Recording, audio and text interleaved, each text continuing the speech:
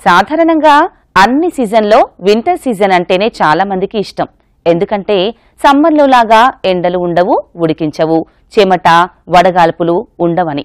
అలాగే వానాకాలంలాగా జోరున కురిసే వానలు, బురద, రొచ్చు, ఈగల బాధతో కూడా ఇబ్బందులు ఉండవు. కాబట్టి అందరికీ శీతాకాలం అంటేనే బాగా ఇష్టం. విసుగెత్తించిన వాతావరణాలకు ఆట విడుపుగా శీతాకాలం ప్రతి వారిని అలరిస్తుంది. కానీ ఈ శీతాకాలంలో వచ్చే చలిగాలి శరీరాన్ని వణికించడమే కాక చర్మంపై చలిగాలి ప్రభావాన్ని ప్రసరిస్తుంది. ముఖ్యంగా డిసెంబర్, జనవరి మాసాల్లో చలిగాలులు శిశువుల మీద, చిన్న పిల్లలపైన, వృద్ధుల మీద ఎక్కువగా ప్రభావాన్ని చూపిస్తుంది.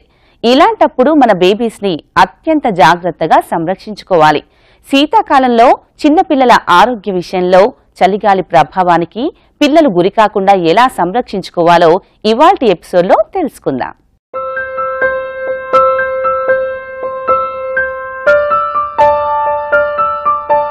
చలికాలం వచ్చిందంటే అందరం వెచ్చదనాన్ని కోరుకుంటాం. ఇది చాలా సహజం. పిల్లలైతే మరీ కోరుకుంటారు. ఈ కాలంలోనే పిల్లలకి అనేకమైన రుగ్మతలు వచ్చి పడతాయి.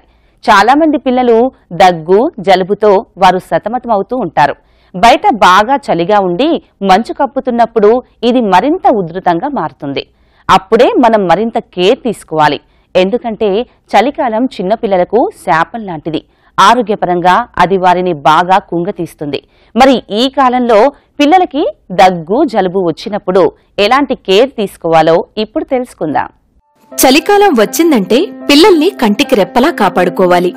ఎందుకంటే చలికాలం అనేక రోగాలకు పెట్టుకాలం అంటారు పెద్దలు. 6 నెలల రోగం కూడా తిరగబెడుతుంది అంటారు. ఇందులో పిల్లలకి పడిసం పట్టిందంటే అది ఒక పట్టాన వదలదు. ఇక దగ్గు గురించైతే ప్రత్యేకించి చెప్పక్కర్లేదు. మంచు ప్రభావానికి దగ్గు రోజురోజుకి అధికమవుతుంటుంది. అందుకే 1 year వచ్చిన బేబీస్ ని జాగ్రత్తగా కాపాడుకోవాలి. వారు చల్లగాలికి ఎక్కువగా తిరుగుతూ మంచు ప్రభావం వల్ల లేదా ఇతర కారణాల వల్ల ఇలా దగ్గు, జలుబులను తెచ్చుకుంటారు.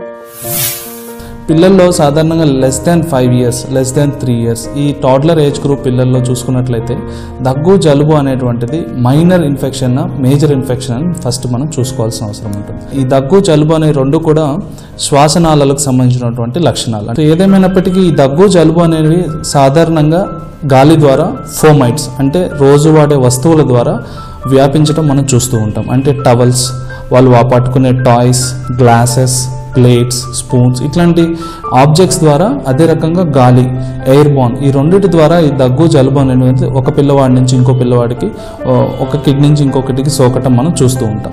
ఫోమైట్స్ ద్వారా స్ప్రెడ్ అవటం ఎలా అంటే ఒకసారి స్నీజ్ చేసిన తర్వాత ఏదన్నా టాయ్ని హ్యాండ్స్ వాష్ చేయకుండా పట్టుకున్నట్లయితే అదే టాయ్ ఇంకొక బాబు పట్టుకున్నా కానీ, ఒక కర్చీఫ్, ఒక పెన్ కానీ, ఒక పెన్సిల్ ఇట్లా ఏదన్నా షేర్ చేసుకోవడం వల్ల ఆ వైరస్ కానీ, బ్యాక్టీరియా కానీ ఈ ఫోమైట్స్, ఈ ఆబ్జెక్ట్స్ మీద 20 నుంచి 30 నిమిషాల వరకు సజీవంగా ఉంటాయి. ఆ టైంలో ఇంకొక పిల్లవాడు అదే ఆబ్జెక్ట్స్ పట్టుకున్నట్లయితే కనుక నోట్లో పెట్టుకున్నా కానీ లేదా కంటికి దగ్గరగా ఉంచుకున్నా కానీ సోకే అవకాశం ఉంటుంది. వింటర్ సీజన్లో చూసుకున్నట్లయితే ఈ వైరస్, బ్యాక్టీరియా, ఈ ఫోమైట్స్ అంటే బయట వస్తువుల మీద ఉండే టైం స్పాన్ ఎక్కువగా ఉంటుంది. అంటే 30 నుంచి 40 నిమిషాల వరకు కూడా సజీవంగా ఉంటాయి. నార్మల్గా ఉండే మనం రోజు వాడే వస్తువుల మీద అవి జీవించి ఉండే టైం కూడా ఎక్కువ ఉండటం వల్ల వింటర్ సీజన్లో రొటీన్గా కోల్డ్ అండ్ కాఫ్స్ ఎక్కువగా మనం పిల్లల్లో చూస్తూ ఉంటాం, జరుగుతూ ఉంటుంది. తల్లి గర్భంలో వెచ్చగా ఉన్న శిశువు బయట వాతావరణంలోని చల్లదనానికి తట్టుకోలేదు. ముఖ్యంగా 1 year బేబీస్ అప్పుడే వింటర్ సీజన్ ని తొలిసారిగా చూస్తారు. వారిలో చలి అంటే ఏంటో అర్థమవుతుంది. వారికి చలివేస్తుంది, కాని పైకి చెప్పలేరు. ఈ సీజన్లోనే దగ్గుతో, జలుబుతో బాధపడుతుంటారు. ఎన్ని మందులు వేసినా కూడా ఇది ఒక పట్టాన కంట్రోల్ కాదు. ముఖ్యంగా పిల్లలు దగ్గుతుంటే వారు ఎలా దగ్గుతున్నారు, ఎందుకు దగ్గుతున్నారో తెలుసుకోవాలి. తడి దగ్గు వచ్చిందా లేదా పొడి దగ్గు వచ్చిందా అనేది గుర్తించాలి.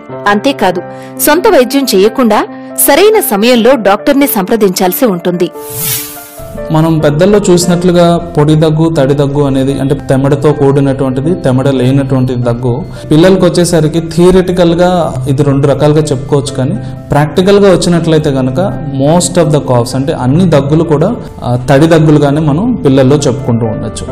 ఒకటే తేడా ఏంటి అని అంటే పిల్లల్లో ఏమాత్రం ఈ తెమ్మడ ప్రొడ్యూస్ అయినప్పటికీ వాళ్ళు చాలా ఇబ్బందికి గురయ్యే అవకాశం ఉంటుంది. అంటే వాళ్ళ సైజ్ ఆఫ్ నాస్ట్రిల్స్, వాళ్ళ ముక్కు సైజ్ కానీ లేదా వాళ్ళ శ్వాసనాళాల సైజ్ కానీ చాలా చిన్నవిగా ఉండటం వల్ల కొంచెం తెమ్మడ శ్వాసనాళాల్లో చేరినట్లయితే కనుక వాళ్ళకి నోస్ బ్లాక్, ఊపిరి ఆడకపోవడం, అదే రకంగా ఊపిరి తీసుకోవడం ఇబ్బందిగా ఉండటం, అదే రకంగా శ్వాసనాళాల్లో తెమ్మడ ఉండటం వల్ల దగ్గు ఎక్కువగా రావటము, ఇలాంటి ఇబ్బందులు మనం చూస్తూ ఉండొచ్చు. చాలా కొన్ని కండిషన్స్లో లైక్ అలర్జీస్, ఒక చల్లటి గాలికి ఎక్స్పోజ్ అయినా కానీ, చల్లటి పదార్థం తిన్నా కానీ, లేదా ఒక పొరబోయిన తర్వాత ఏదన్నా వామిటింగ్ అయినప్పుడు పొరబోవటం వల్ల వచ్చేటువంటి దగ్గులు మాత్రమే పొడి దగ్గులుగా పిల్లల్లో మనం చూస్తూ ఉంటాం. పేరెంట్స్ ముఖ్యంగా ఇక్కడ అర్థం చేసుకోవాల్సిన విషయం ఏంటి అని అంటే, దగ్గు అనేటువంటిది ఒక వ్యాధి కాదు. దగ్గు అనేటువంటిది ఒక రిఫ్లెక్స్ రెస్పాన్స్.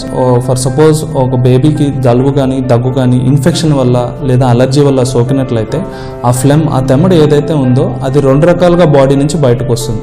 ఒకటేమో బ్లడ్ సప్లై, ఊపిరితిత్తులకు ఉండే రక్తనాళాల ద్వారా, రక్త ప్రసరణ ద్వారా సగం తెమ్మడ బయటికి, యూరిన్లో బయటికి పంపించడం జరుగుతుంది. రెండోది కాఫ్ అవుట్, దగ్గడం వల్ల ఆ తెమ్మడిని బయటకు తీసుకురావడం జరుగుతుంది. ఎప్పుడైతే బయట టెంపరేచర్ ఫ్రీజ్ అయిపోతుందో అప్పుడు పిల్లలని చాలా జాగ్రత్తగా చూసుకోవాలి. ఇంట్లోనే కదా ఉన్నాం అనే నిర్లక్ష్యం పనికిరాదు. ఉష్ణోగ్రతలు బాగా పడిపోయి చలిగాలిలు వీస్తుంటే ఖచ్చితంగా పిల్లలకి స్కార్ఫ్స్ వేయాలి. ఇది వారి చెవుల్లోకి గాలి వెళ్లకుండా ప్రొటెక్ట్ చేస్తుంది. అంతేకాదు, జలుబుతో ఉన్న పిల్లలకి ఇది అత్యంత అవసరం.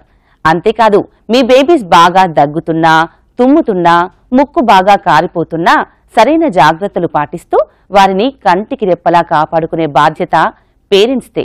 చలికాలం ఎక్కువగా పిల్లల్ని నీటిలో ఆడనివ్వకూడదు. దుమ్ము ధూళి కూడా వారి దరిచేరకుండా చూసుకోవాలి.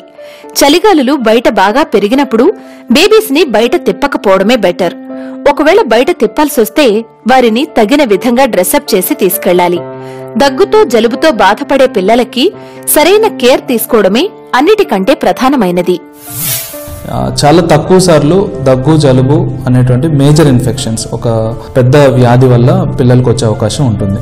ఒక సంవత్సరంలో సుమారుగా 6 నుంచి 8 సార్లు వరకు కూడా ఈ మైనర్ ఎలిమెంట్స్ అంటే జలుబు, ముక్కులో నుంచి కారడం, sore throat infection, year infection, అదే రకంగా వీజింగ్, బ్రాంకైటిస్, ఇలాంటి ఇన్ఫెక్షన్స్ ఏవైతే ఉన్నాయో ఇలాంటి మైనర్ ఇన్ఫెక్షన్స్ ఫస్ట్ ఒక సంవత్సరంలో తీసుకున్నట్లయితే, ముఖ్యంగా 5 సంవత్సరాల లోపల పిల్లల్లో ఒక సంవత్సరంలో 6 నుంచి 8 సార్లు సోకేటువంటి అవకాశం ఉంది. సో ఇంతకు మించి కొంతమంది పిల్లల్లో అలర్జిక్ టెండెన్సీ, అంటే కేవలం ఇన్ఫెక్షన్స్ వల్లే కాకుండా డస్ట్ అండ్ స్మోక్, అది ఇంట్లో ఉన్నది కావచ్చు, బయట ఉన్నటువంటి డస్ట్ అండ్ స్మోక్కి ఎక్స్పోజ్ అయినప్పుడు కొంచెం ఎక్కువగా వీళ్ళు ఇంకో ఫ్రీక్వెన్సీ కొంచెం ఎక్కువ సార్లు దగ్గు, జలుబు, ఈ రెస్పిరేటరీ ట్రాక్ట్ ఇన్ఫెక్షన్స్కి లోన్ అయ్యేటువంటి అవకాశం ఉందండి. ఇటువంటి పిల్లల్లో ముఖ్యంగా మనము ఈ సీజన్, పర్టికులర్గా చేంజ్ ఆఫ్ సీజన్స్, సమ్మర్ నుంచి రైనీ సీజన్, వర్షాకాలం నుంచి వింటర్ సీజన్, ఇట్లా చేంజ్ ఆఫ్ సీజన్స్ టైమ్స్లో ఎస్పెషల్లీ వీళ్ళు ఎక్కువగా దగ్గు, జలుబు నుంచి బాధపడే అవకాశం ఉంటుంది. కాబట్టి ఈ పర్టికులర్ టైమ్స్లో కోల్డ్ ఐటమ్స్ని ఎక్స్పోజ్ చేయడం, లేదా చల్లటి గాలికి 6-7 గంటల నైట్ టైంలో ఆ తర్వాత పిల్లల్ని బయటకి వెళ్ళనివ్వకుండా ఉండటం, అదే రకంగా క్రౌడీ ప్లేసెస్ లైక్ మార్కెట్స్ కానీ, మాల్స్ కానీ, ఇటువంటి ఒక క్రౌడీ ప్లేసెస్లో toddler age group 1 to 3 years or less than 1 year ఇన్ఫెంట్స్ని తీసుకోకుండా పోవటం, పెద్ద పెద్ద ఫంక్షన్స్కి, ఇట్లాంటి కొన్ని క్రౌడీ ప్లేసెస్కి అవాయిడ్ చేయడం వల్ల చాలా వరకు కూడా రిపీటెడ్ కోల్డ్ అండ్ కాఫ్స్ని తగ్గించేటువంటి అవకాశం ఉంది.